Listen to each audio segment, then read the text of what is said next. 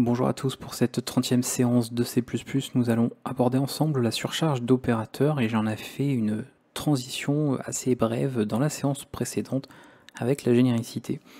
Ici, on va aborder un exemple qui sera suffisamment concret et parlant d'ailleurs et qui va très bien se prêter justement à la surcharge d'opérateurs puisque nous allons créer un objet qui va représenter un temps, donc composé d'heures, de minutes et de secondes, et on va voir justement les problèmes qui vont se poser avec ce type personnalisé, avec le fait justement de ne pas disposer de surcharge d'opérateur et comment en tout cas on peut l'appliquer.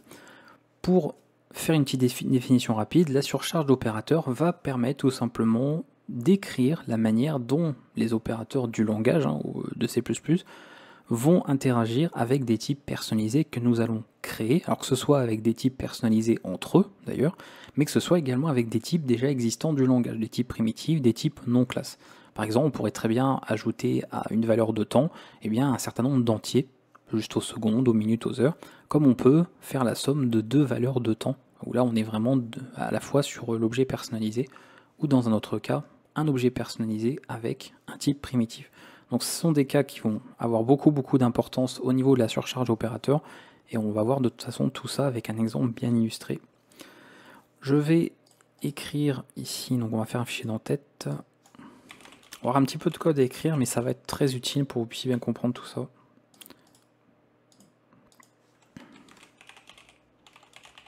Petit fichier d'implémentation. Voilà. On va en plus, ça va être l'occasion de réviser un peu quelques notions qu'on n'a pas forcément l'occasion d'utiliser régulièrement, on va dire, dans les vidéos. Donc là, comme le terme time est un terme qui est loin d'être unique, qui peut être utilisé très souvent, on va se servir d'un petit espace de nom. Comme ça, vous aurez un exemple concret d'utilisation ici. Et on va créer notre classe time. Et ça ira très bien. On va écrire un petit constructeur. Évidemment, on ne va pas écrire l'ensemble des constructeurs, juste le nécessaire pour la vidéo. Et on va travailler avec un type particulier pour s'assurer d'avoir les mêmes valeurs, peu importe les implémentations, les compilateurs, les plateformes, etc. Qui est le type size_t. Ça, vous l'aurez vu aussi. Voilà. On va avoir des heures, des minutes et des secondes. On pourrait évidemment avoir beaucoup plus d'attributs, mais pareil, pour l'exemple que je vais vous montrer, ça va largement suffire tel quel. Notre constructeur, des heures, des minutes, des secondes, on va implémenter ce dernier.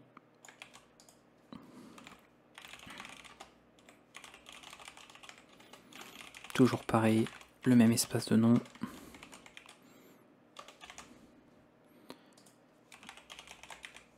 La portée au niveau de la méthode, enfin au niveau du constructeur ici.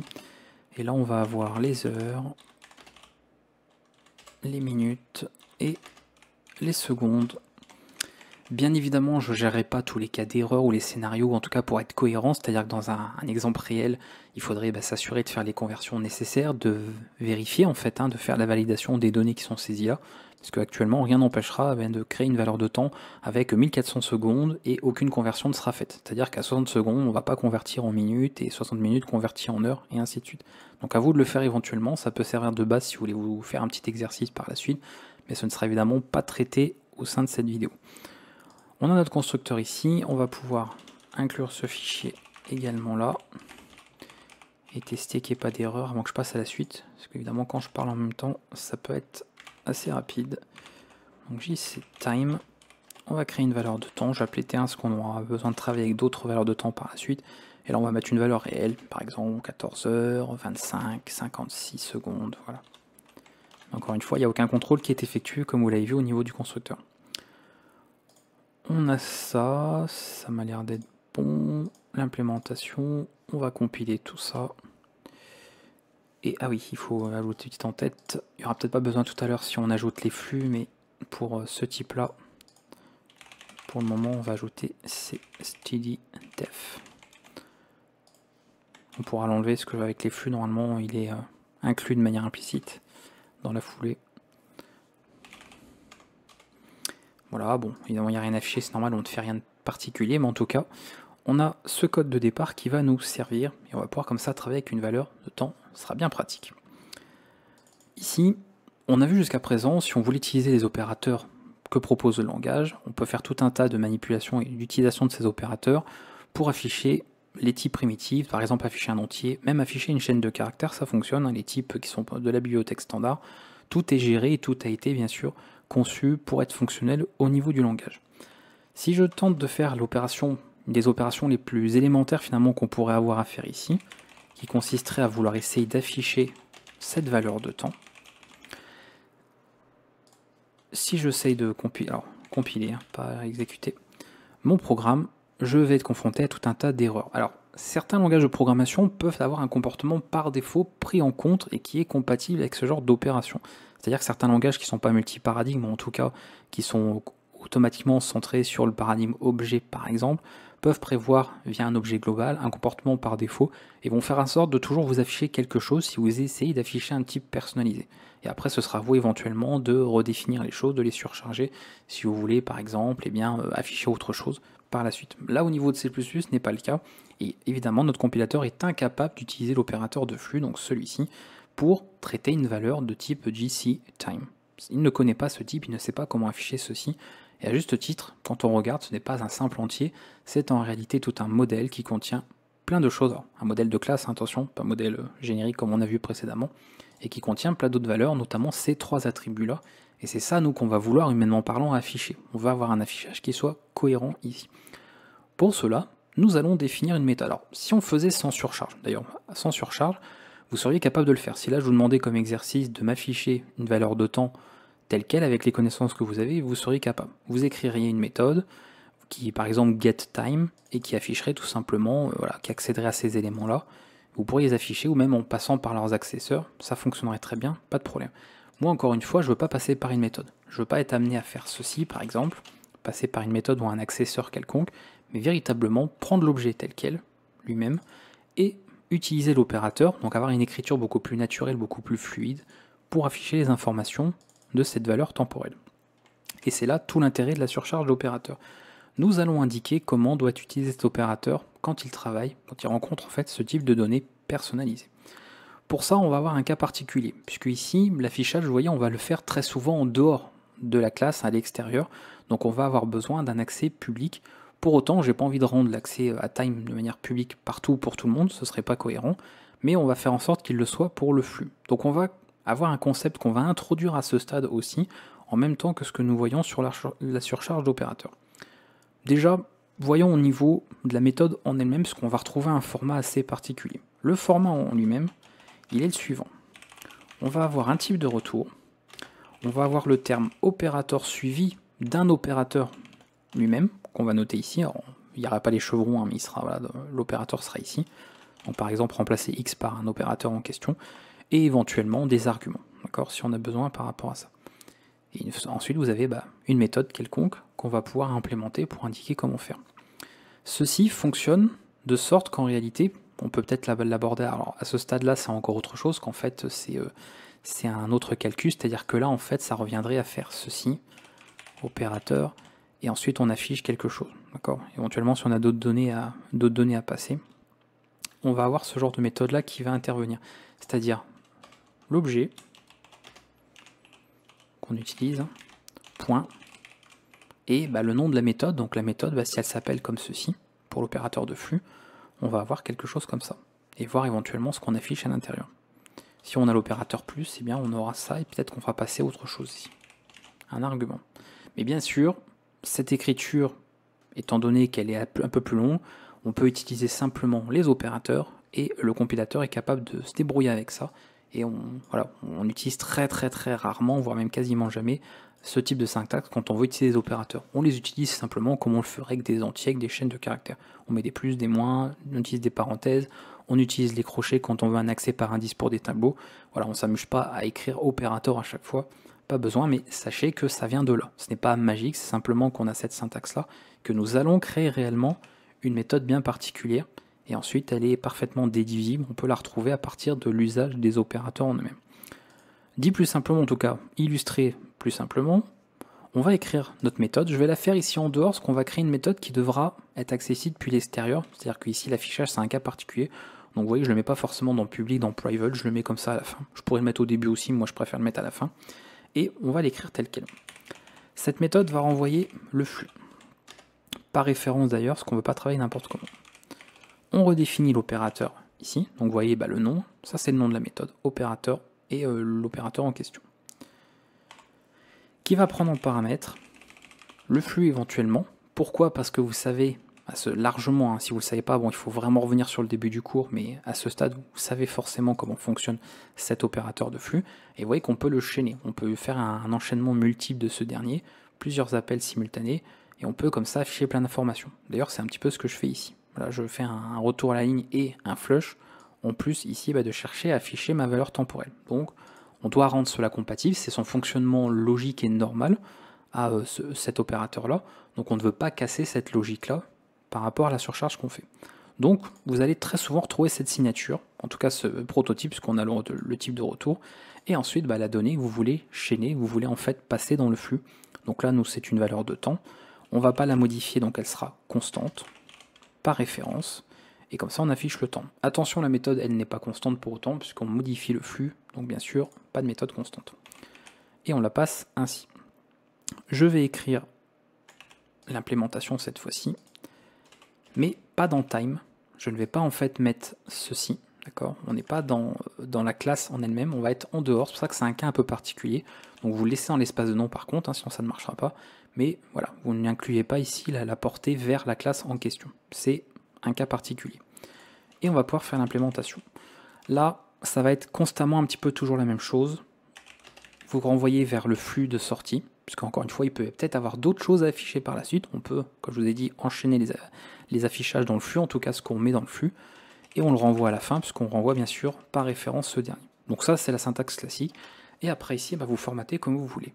Maintenant que vous êtes dans votre code, vous pouvez indiquer comment on va traiter dans le flux ces affichages-là. Donc moi, je vais faire tout simplement ceci, séparé par des 2 points à chaque fois. Les minutes et les secondes. Pas de retour à la ligne, hein. Encore une fois, on fait simplement un chaînage, on se contente de l'information qu'on veut, qu'on met dans le flux de sortie, puisque si on veut faire des retours à la ligne, libre à nous de les mettre ici par la suite. Vous voyez, on garde le comportement en fait naturel qu'on a déjà eu avec cet opérateur jusqu'à présent. Donc on ne vient surtout pas changer ça, ce serait contre-productif pour les développeurs qui viendraient utiliser par exemple votre outil là. On a ça, c'est quasiment prêt par rapport à ce qu'on veut faire, à part qu'on travaille depuis l'extérieur. Donc il faut rendre public l'accès à ça. Mais vous avez bien compris, le but c'est pas de tout rendre public, sinon ça n'aura aucun intérêt, il est hors de question de rendre tout ça public. Donc on va inclure un nouveau concept, on va en fait l'intégrer ici, qui est le concept d'amitié. L'amitié consiste à dire, bon, moi à la base je suis privé, mais avec toi je suis ami, donc je t'autorise à accéder à mes attributs privés. Attention, ne voyez rien de sexuel là-dedans, mais tout simplement pour dire voilà que on va faire une exception. Bien évidemment, il ne faut absolument pas en abuser, hein, c'est pour ça que le concept d'amitié, je ne l'ai pas intégré directement dans le cours, parce que c'est souvent, je trouve, un piège très rapide pour les gens qui apprennent. Donc c'est quelque chose qui est abordé plutôt en annexe dans un tutoriel, pas directement dans le cours. Mais là, ça peut s'y prêter, voilà. Même si on pourrait faire sans, puisqu'on pourrait très bien ici, par exemple, plutôt que de faire un accès direct aux valeurs, et bien de passer par des accesseurs. Donc écrire un accesseur pour récupérer les heures, les minutes, les secondes. Moi, j'ai pas envie de le faire, je voulais vous présenter ce concept justement d'amitié, donc c'est l'occasion. Et on va simplement faire précéder du mot-clé friend, qui va indiquer que dans le cadre de cette méthode, donc l'usage de l'opérateur ici surchargé pour le flux, on aura accès aux attributs, donc aux éléments privés de la classe time, comme si elle en faisait partie, alors qu'elle n'en fait pas partie. Mais c'est une seule exception. Donc attention avec ce concept d'amitié, faut pas en abuser, parce que sinon on casse en fait l'encapsulation, le principe d'encapsulation. Donc il faut l'utiliser que dans des cas bien spécifiques. Mais là au moins c'était l'occasion de le faire, je vois pas trop dans quel autre cas on aurait pu le voir de manière assez concrète. Là je trouve que ça s'y prêtait très très bien, et c'est quelque chose qui serait peut-être amené à rencontrer aussi, voilà, dans ce genre de cas bien spécifique. Maintenant qu'on a ça, on a la définition, l'implémentation. Donc logiquement, on devrait avoir le bon format, sauf si j'ai fait une erreur en parlant, ce qui peut être probable. Et voilà, on va... Non, c'est parce qu'il faut juste ajouter au stream. Et d'ailleurs, ça, normalement, on doit pouvoir l'enlever. C'est comme je vous ai dit tout à l'heure, il doit être inclus. Alors, non, je ne vais pas inclure juste au stream, voilà. Moi, j'inclus juste le strict minimum à chaque fois. J'aime pas, vous savez, inclure des en-têtes trop larges. Donc quand on peut en inclure le moins possible, c'est mieux. D'ailleurs, il y a des changements qui se font en C++ au moment où je vous parle à ce niveau. Qu'est-ce que j'ai fait comme bêtise encore?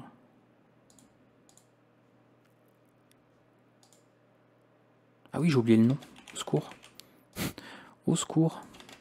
Pas mis la variable, le paramètre. C'est bon. Voilà, OS, ça on l'a ici. C'est tout bon. On y retourne. J'avais dit que j'allais faire une bêtise, qu'il allait avoir un oubli quelque part. Ok. On compile, on exécute, et voilà, nous avons un affichage qui est propre. Alors pareil, bon là, on est tombé sur un cas où ça passait bien au niveau des valeurs que j'ai choisies. Si je m'amusais à noter ceci, on n'aurait pas un affichage très propre. Libre à vous aussi, et bien avec les outils que vous connaissez jusqu'à présent, de faire en sorte par exemple qu'un 0 soit ajouté devant, pour avoir un affichage un peu plus voyez, aligné avec le reste. Donc ça, c'est à vous de le faire si vous voulez, mais moi, ce n'est pas géré non plus au niveau du code que j'ai écrit. Donc c'est bien, on est capable maintenant d'afficher des valeurs temporelles. Super. Donc je peux créer une autre valeur ici, T2. Par exemple de dire, ben là on a 3 heures, 11 minutes, 3 secondes. Donc là vous verrez que c'est pas aligné justement. Cet opérateur maintenant est utilisable avec ce type personnalisé. Donc ça fonctionne très bien. Voilà, comme je disais que c'était pas aligné, ici il n'y a pas de zéros qui sont ajoutés automatiquement. Ça se fait pas tout seul, ce sera à vous éventuellement de gérer ce cas si vous voulez. En tout cas, ça fonctionne pour l'usage que nous voulons. Donc ça c'était un premier exemple que je voulais vous montrer avec ce genre de classe.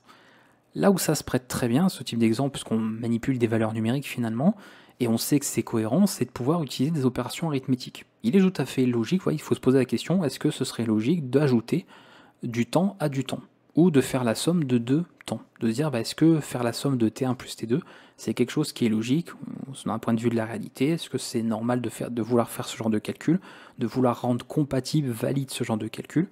Voilà, on peut faire ce genre de choses. Alors on va pas traiter tous les cas, par exemple de dire je veux ajouter à T1 simplement un certain nombre de secondes ou de minutes ou d'heures. On va pas traiter tous les cas d'opérateurs qu'on peut surcharger ou d'opérations possibles, mais on va traiter un cas qui est suffisamment parlant ici, de pouvoir faire la somme de ces deux-là. C'est-à-dire de rendre possible ce type de calcul-là. Et là, évidemment, à nouveau, on se retrouve avec le problème de tout à l'heure. Comment fonctionne ce type d'opération-là? Eh bien, le compilateur ne le sait pas. Il va falloir lui indiquer. On va l'écrire, tout simplement. Là, on n'est pas sur un cas où on va avoir un accès comme ça. On va travailler directement en fait à partir de l'objet qu'on a, c'est-à-dire le premier temps, et ensuite faire la somme avec le second. Donc comme on travaille déjà avec le premier temps de départ, on est sur l'objet actuel. Donc on est dans la classe elle-même, donc on peut le mettre ici. On va renvoyer une copie, ça évitera parce que si on essaye de renvoyer des références, si on est sur des objets temporaires, on risque d'avoir des objets qui se suppriment et donc d'essayer d'accéder à des objets supprimés, ça risque de poser problème. Donc avec la copie, on évite en tout cas ce genre de problème. Et on va avoir redéfinition de l'opérateur que l'on veut. Donc ici, l'opérateur plus. L'opérateur plus va prendre, en tout cas va passer ici en paramètre, une autre valeur de temps. Donc je vais l'appeler other, comme ça on aura quelque chose, là c'est constant, parce qu'on va juste se contenter de faire une copie, donc on ne va pas modifier l'objet lui-même. On va créer en fait, si vous voulez, une nouvelle valeur de temps, et en faisant la somme des valeurs. Donc on ne va pas modifier l'existant en fait. Voilà, ça c'est bon. Je vais le mettre ici. Alors non, plutôt là, comme ceci. Ça renvoie un time, et c'est un opérateur issu de la classe time. Hop. Maintenant que vous avez ça, vous allez pouvoir, comme on l'a fait ici, choisir les règles que vous choisissez pour faire la somme de deux valeurs de temps. Comme vous avez conçu la classe, avec des informations bien particulières, c'est à vous d'être cohérent sur comment faisons-nous la somme ici de deux temps par rapport aux attributs qu'on a ici. Donc là, bon, l'exemple est très simple, tout le monde saura faire, même si encore une fois on ne gère pas les cas où les secondes dépassent 60, les minutes dépassent 60 et les jours peut-être dépassent 24. Il faudrait peut-être passer à compter à des jours à partir de 24 heures et ainsi de suite. Mais le calcul sera cohérent, au pire dire 76 secondes c'est pas faux, c'est une valeur qui existe, et après on peut soi-même faire la conversion pour obtenir des minutes et des secondes si on veut. Donc là, je vais renvoyer directement, alors on pourrait faire ça de manière en plusieurs étapes, mais bon, je pense qu'à ce stade on peut se contenter d'une seule. Directement retourner une valeur de temps, voilà. Sinon vous la créez, vous la déclarez avant et vous la retournez à la fin si pour vous c'est plus lisible. Encore une fois, privilégiez toujours le code qui est le plus compréhensible pour vous. Mais moi je vais faire ceci, Donc là, je suis sur l'objet courant, d'accord, hein, on est sur l'objet actuel, donc je peux directement passer aux attributs. Et je vais faire la somme des heures de l'objet actuel avec les heures de l'autre objet. Les minutes de l'objet actuel additionnées aux minutes de l'autre, et les secondes de l'objet actuel additionnées aux secondes de l'autre. Je renvoie bien une nouvelle instance, time, donc une copie, il n'y a pas de problème, et c'est ce qui sera récupéré ici. Maintenant qu'on a résolu ce problème, en tout cas si j'ai pas fait d'erreur dans ce que j'ai noté, on a vu qu'on pouvait afficher, parce qu'on renvoie une donnée de type time, on a redéfini l'opérateur pour afficher ce type de données, donc ça ne devrait absolument pas te poser de problème. Donc si on n'a pas fait d'oubli quelque part, normalement c'est tout bon. Voici ce qu'on a, donc là j'ai mis des exemples simples pour que ce soit facilement visible à l'œil. On voit effectivement que 56 secondes plus 3 secondes fait bien 59 secondes, 25 minutes plus 11 minutes fait bien 36 minutes, et 14 heures plus 3 heures fait bien 17 heures. Donc nous avons fait la somme de nos deux valeurs de temps. Cela est fonctionnel. Voilà, vous avez un exemple qui est bien parlant. Donc là, encore une fois, vous voyez un petit peu l'exemple dont ça parle. Avec cet exemple-là, en réalité, quand on fait un ceci, ça reviendrait à faire ceci. C'est important en fait des fois de le comprendre, parce qu'on pourrait se poser la question, notamment au niveau de l'ordre, un petit peu des opérateurs, etc. C'est clairement ça, on a notre objet T1, et on fait appel, donc l'opérateur d'appel, le point ici, à la méthode opérateur plus, et on passe en argument T2. Et vous voyez que ça correspond bien à la signature qu'on a ici. Donc c'est très important de comprendre un petit peu tout ça, d'accord. Mais évidemment, on ne s'amuse pas à écrire ça, d'accord, ou même écrire ça. Voilà, on écrit directement l'usage tel quel, et le compilateur est capable de se débrouiller avec ça pour retrouver la bonne méthode. Ça fonctionne très bien.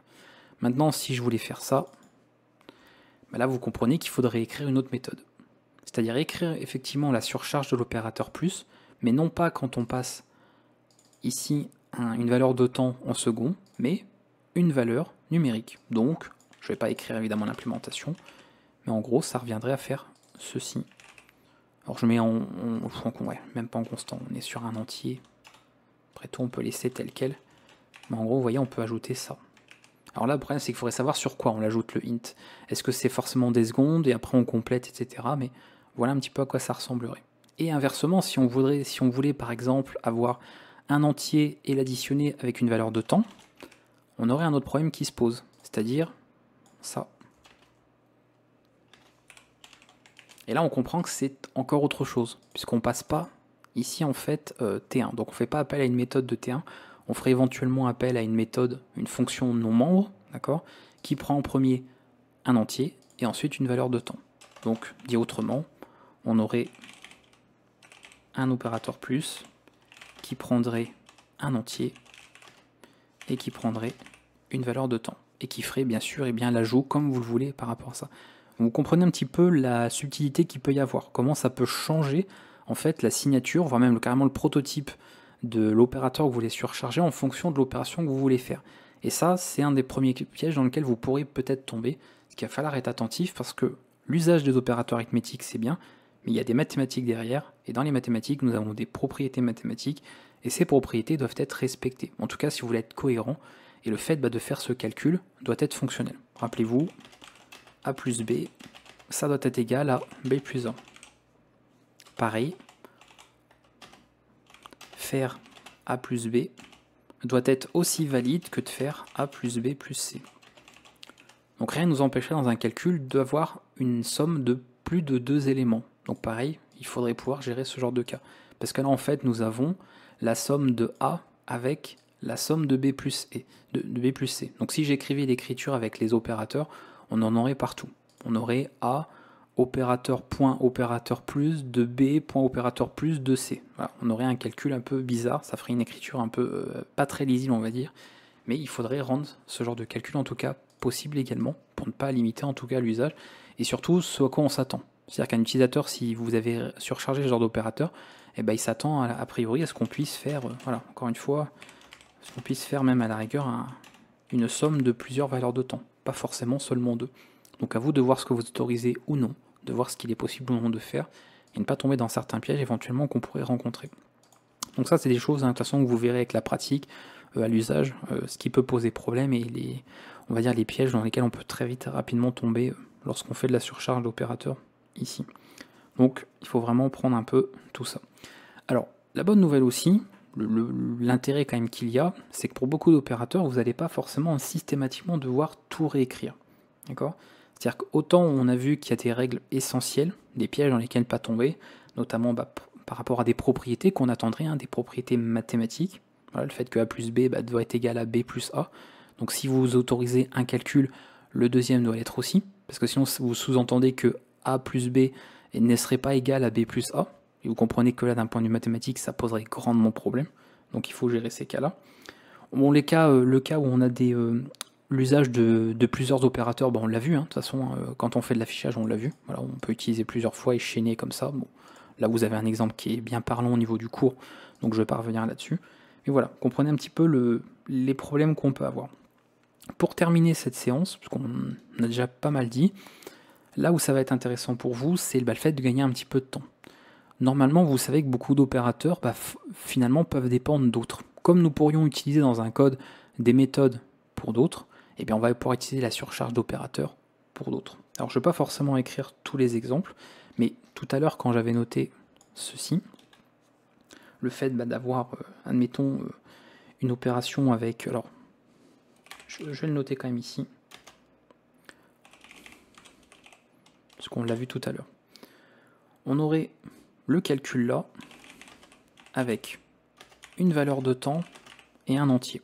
Peu importe où on ajoute l'entier, est-ce qu'on l'ajoute aux secondes, aux heures, aux minutes, peu importe, d'accord ? Si vous voulez, parce que vous savez qu'il faut, à partir du moment où vous surchargez ça, il faut surcharger l'inverse, pour respecter justement les règles d'associativité, commutativité, etc. Si on veut être complet, il faudrait implémenter beaucoup de choses. Donc là, si je veux implémenter ceci,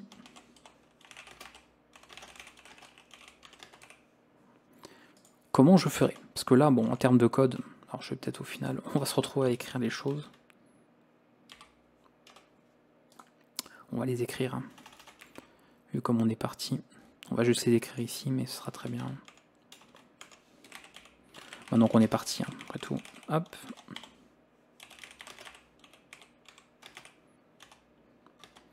Donc on a un temps, on fait un i. Je ne vais pas noter l'implémentation, en tout cas pas complètement, parce qu'il nous manque des éléments, mais vous voyez un petit peu le principe. On aurait donc l'implémentation qui serait faite ici, pour faire ce calcul, okay, pour le rendre valide. Et comment, parce qu'il faudrait évidemment pour respecter les propriétés mathématiques, rendre possible l'inverse, c'est-à-dire d'ajouter à un entier une valeur de temps. Comment je pourrais faire en fait pour gagner du temps, pour ne pas avoir à tout réécrire à chaque fois? Et bien vous allez pouvoir utiliser justement les règles qu'on a vues. C'est-à-dire qu'ici, on retournerait une nouvelle valeur de temps, ok, dans laquelle en fait, par rapport à la valeur, mettons qu'on ajoute aux secondes, voilà, on ferait un... Bon, je vais l'écrire. Hein. Au final, on est parti. Par exemple, on prendrait la valeur, enfin même pas, on prendrait les valeurs d'heures éventuellement. Donc là, on ne touche pas à ça, on ne touche pas aux minutes, et ici, on ajouterait par exemple aux secondes. Voilà, comme ça, vous avez un exemple complet. Et bien ici, vous n'avez pas besoin de tout réécrire. D'accord ? Vous pouvez vous servir de ce qu'il existe déjà. Donc, travailler avec le code existant. On a déjà en fait écrit cette partie-là. C'est-à-dire qu'on sait faire un temps plus i. Là, on veut faire i plus un temps. On est d'accord que c'est censé être la même chose mathématiquement parlant. Donc, vous pouvez faire ceci. Puisque à ce stade, vous avez surchargé l'opérateur plus quand il y a un temps d'abord et un entier ensuite. Donc, vous réutilisez ça, qui est issu de cette opération-là. Et vous rendez cette fois-ci celle-là compatible. Puisque c'est la même chose, vous n'allez pas vous amuser à écrire toute une implémentation. Vous dites, en fait, faire i plus t, ça revient à faire t plus i. Donc, je te renvoie le retour de t plus i, et ça va en fait renvoyer ceci. Et vous allez gagner beaucoup de temps dans ce que vous écrivez. Et ça fonctionne pour tout. Je ne vais pas maintenant l'écrire pour tous, même si là j'ai fait une exception, mais comprenez que dans beaucoup d'exemples, donc je vais le noter ici, ce que ça permettra de terminer un petit peu avec tout ça, quand on fait une égalité, d'accord, de quelque chose, par exemple, vérifier que A égale B, donc ça reviendrait à écrire, si on a une opération comme ça, quelque chose, hein,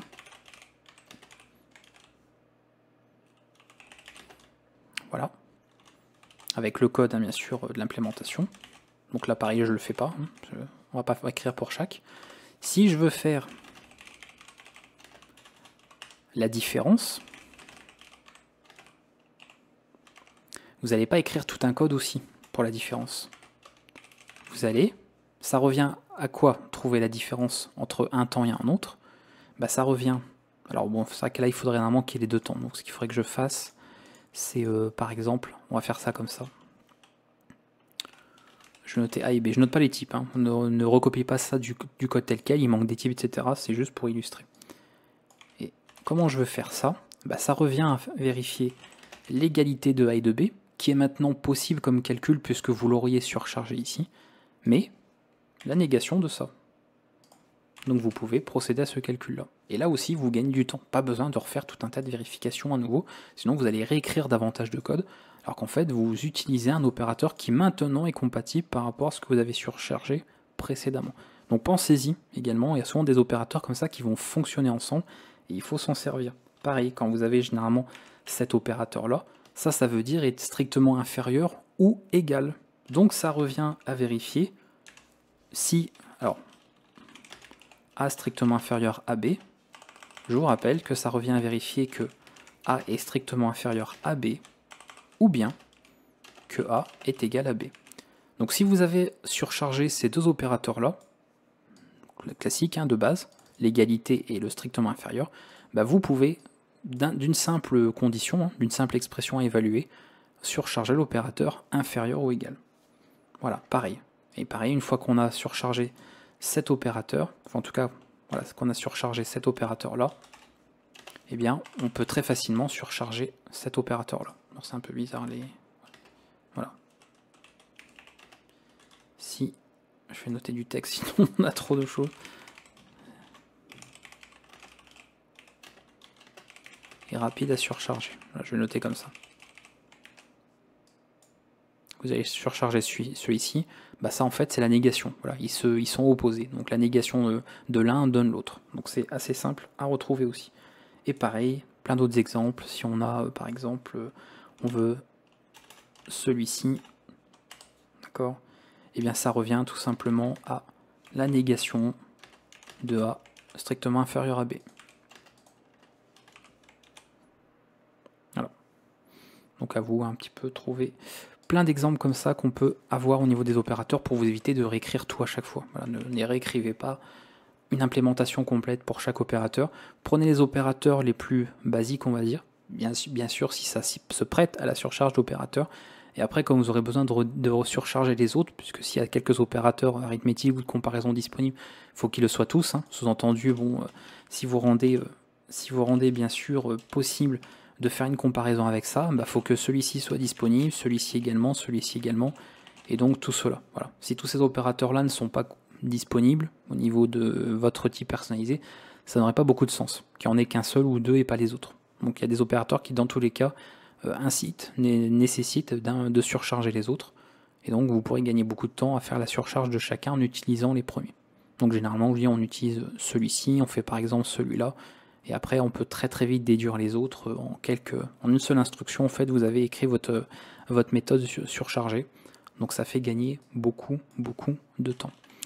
Voilà pour ce que j'avais à vous dire concernant la surcharge d'opérateurs.